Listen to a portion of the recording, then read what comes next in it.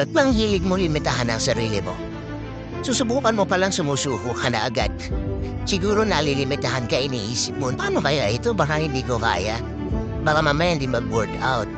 Paano natin malalaman kung di mo susubukan? Subukan mo. Try it.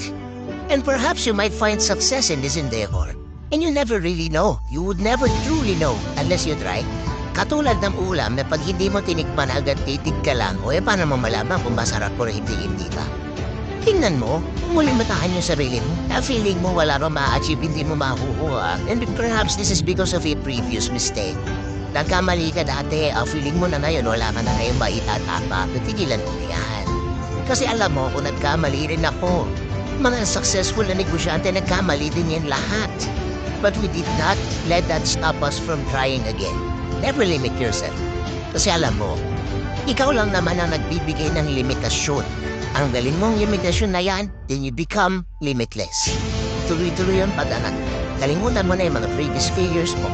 At sinasabi ko sa iyo, ang tagumpay ay naghihintay sa taong matapang at willing sumugal sa laro ng